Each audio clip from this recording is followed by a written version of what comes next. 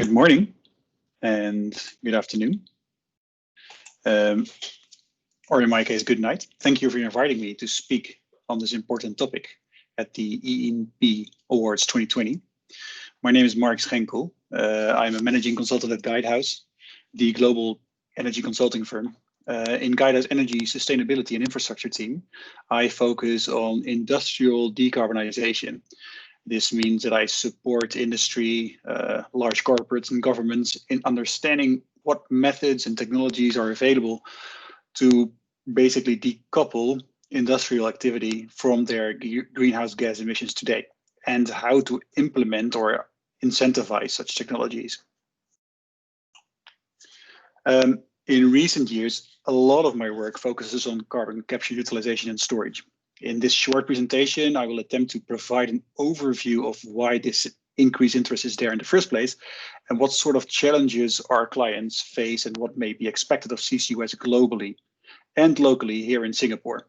For this final Zoom, I will gratefully make use of results from a recent study Guidehouse executed for Singapore's Economic Development Board, EDB, and the Climate Change Secretariat of the Prime Minister's Office. So let's get started on why CCUS is important. And this, of course, has to start with climate change. For me personally, this is a great visualization of global warming over the past 170 years that really drives the message of urgency home. It shows the gradual increase of global temperature, but more importantly, the acceleration of that trend over the last decade, as you can see right now.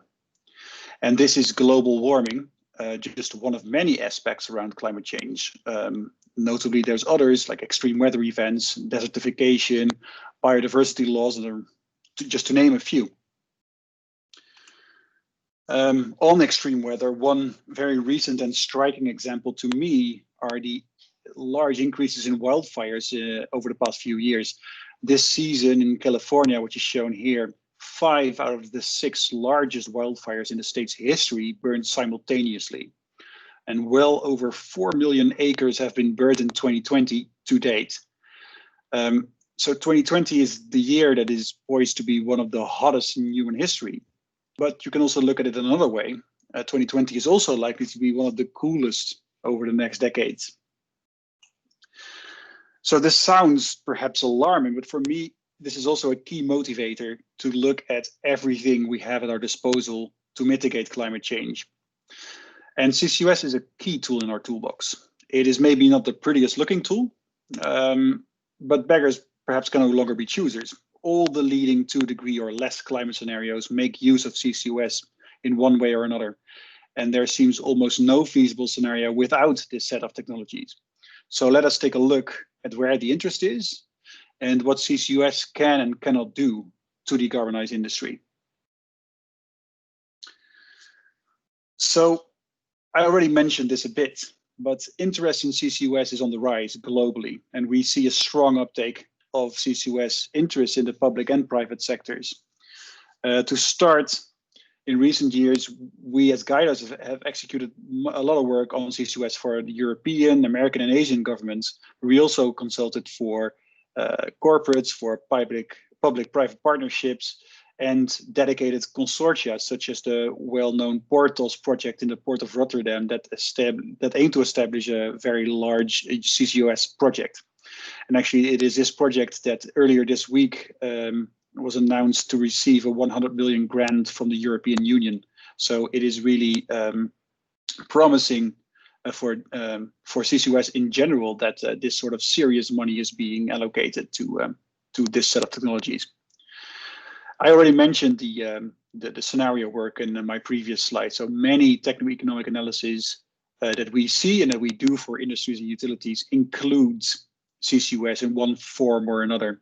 So this includes roadmaps for steel makers, for the chemical industry, for utilities, other industries. And of course, CCUS is on the radar of many organizations leading climate change action. So it's the European Union that is clearly serious about CCUS, and they see it as a key enabler for their low carbon, circular and prosperous economy mission. But we also see many multinational companies that devote a substantial part of their R&D funding to develop CCUS technology for abatement or valorization of carbon emissions. And then there's utilities, so energy providers that look to CCUS to increase the license to operate of their assets in an increasingly carbon constrained society. So what is CCUS? CCUS is actually an umbrella term, right? There's many different routes to capture and use or store the CO2. And there's not one clear definition, but I find this schematic insightful in that CO2 can come from one of two sources, the atmosphere or the industry, and it can be captured either passively using biological methods or technical methods. And then either you can do one of two things, you can make new products out of this carbon, or you can sequester it in the subsurface. And there's a list of example routes that follow these different boxes or these different elements of a value chain. So that gives you a feel for the diversity of this umbrella term, right? So you can either use algae cultivation from industrial CO2 to produce fuels, or you can take direct air capture and feed that CO2 into horticulture, so in greenhouses to boost crop yield. And there's many more. I won't explain all of them, but just the picture is clear. There's many different technologies, and it's sometimes hard to make sense of the capabilities of this set of technologies for governments, for industry. So select a few already economic utilization options. CCUS needs subsidies or other sort of incentives to fly. But at the same time, that can be said for many decarbonization solutions. So key to understanding the potential role of CCUS in a decarbonizing industry is to understand alternatives to CCUS. And this chart is a marginal abatement cost curve that we constructed for a consortium of Dutch industry to understand how much CO2 can be avoided and at what cost to meet the national, so the Dutch climate target for 2030. So in this bottom-up exercise, we were able to categorize over 50 different projects in some stage of maturity. And what can be recognized by looking at this chart quickly is that for Dutch industry to meet their 2030 decarbonization targets, CCS is almost unavoidable. And this large share, notably, also includes the well-known Porthos that I mentioned earlier, but there's also many other initiatives related to CCS in the Netherlands alone. And of course, my country, so the country where I'm from, the Netherlands, is no exception. We see many new proposals and plans for CCS projects globally. And importantly, many policy announcements and roadmaps that attribute importance to CCS. So this ranges from the 45Q tax incentive in the US to recent announcements in the EU to, I think earlier this week, the UK Prime Minister Johnson referring to himself as a new CCS evangelist. So that sounds promising. In the EU, an interesting shipping scheme that involves CO2 captured from cement and waste to energy plants in Norway to an offshore terminal is also being developed. And this is very relevant for the Singaporean context too, and I will come back to this particular example. For CCU, the climate benefit is a bit less straightforward compared to CCS. Because CCU climate benefit has more to do with emission avoidance elsewhere in the economic system. So in this example here of producing synthetic maritime fuels from hydrogen and CO2, the CO2 is of course re-released into the air once combusted in the ship engine. The climate benefit is not there. The climate benefit is in avoiding the need for the fossil fuel that would have taken its place as an equivalent. And this complexity in climate effects also find its way back in drafting incentivizing policy. How can we account for this? And where should we account for a carbon credit? Who can claim this carbon credit? And what are we avoiding? So in this example, we're avoiding a baseline of fossil fuels for the ship.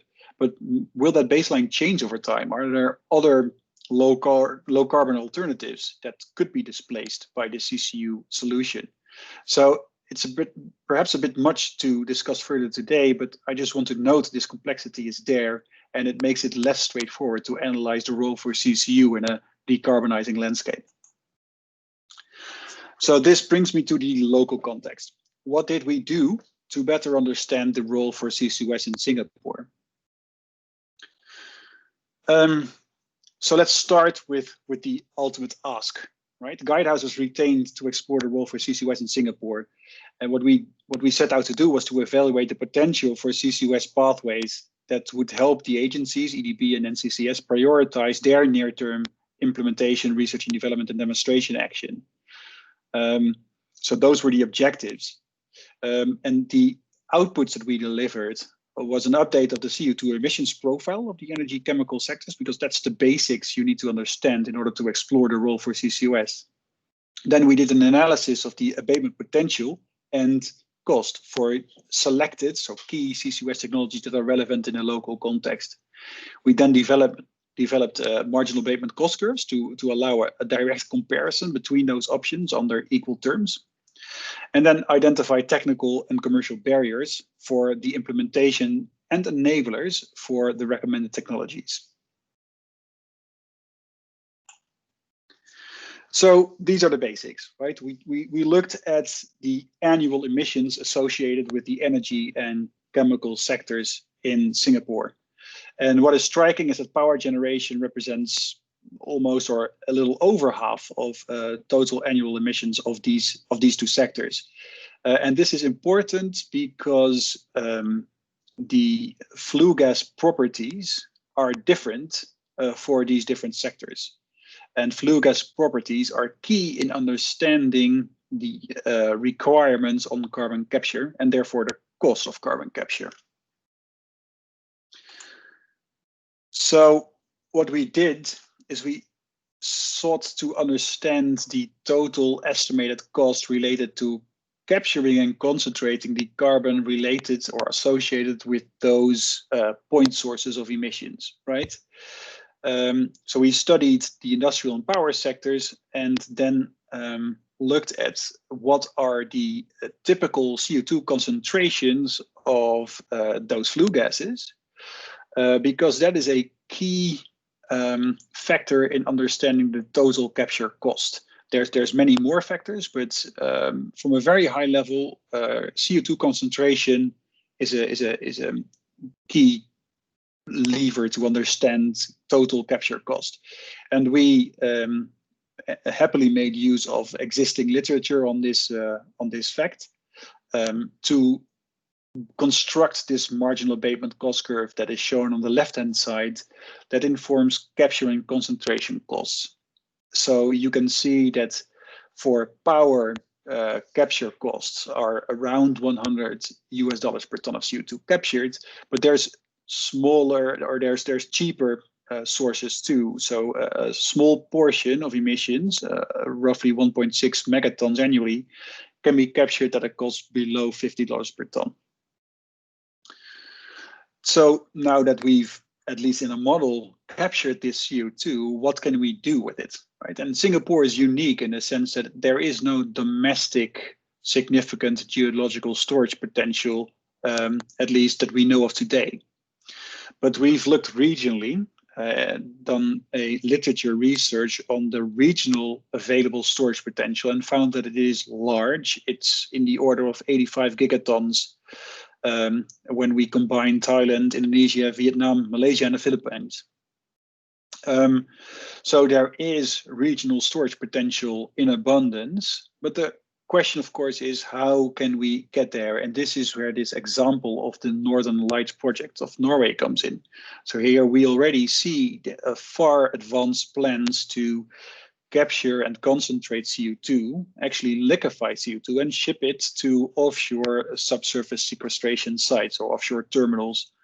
It is being matured and it is feasible. And this would be a key enabler to actually get these CCS pathways off the ground in Singapore too. It requires orchestration across the value chain. It requires different parties to start collaborating to make this work. One interesting factor could be to look at enhanced oil recovery work that is being pursued in the region, because enhanced oil recovery can make use of CO2 injection to indeed boost oil production. A lot can be said about the climate benefits of this trajectory as a whole, but it can serve as a key enabler for larger scale CCS. However, at the current low oil price environment, it is key to reassess the viability of EOR in the region. But that's in a nutshell CCS opportunities for Singapore, and I'm of course happy to take questions on this subject at the end of my presentation. But for the remainder of my presentation, I will focus on explorative work that we did on CCU, so utilization options. And what we did is we took a very long list of potential interesting utilization technologies and somehow selected the most relevant or the most feasible utilization options that are feasible in the local context. And this heat map shows that selection and plots technology maturity, that is expressed in technology readiness level on the x-axis, against a sort of utilization factor. So how much ton of CO2 is required per ton of product. And then to understand the feasibility and attractiveness of a utilization technology, the bubble size represents a global demand expressed in tons of CO2 required to meet the global markets today. So you can immediately recognize that, for instance, something like synthetic jet fuel, synthetic kerosene, is a large market just in terms of sheer volumes. And the same can be said of aggregates, for instance. And the beauty of aggregate production is that it is a large, it has a large abatement potential, but it's also relatively low cost utilization technology, and it's rather mature compared to some of the others that are plotted right here. So this, in one view, paints a picture of this technology landscape, right? In reality, of course, these utilization pathways are very, very different from one another in terms of what is required in energy or feedstock, what is required in land area to actually get this to work. So a part of this heterogeneity of this landscape is perhaps lost in this picture, but it's good to note. What we then moved on to is do a bit of scenario work on what are the potential costs of producing such products using CO2 and typically hydrogen at scale today.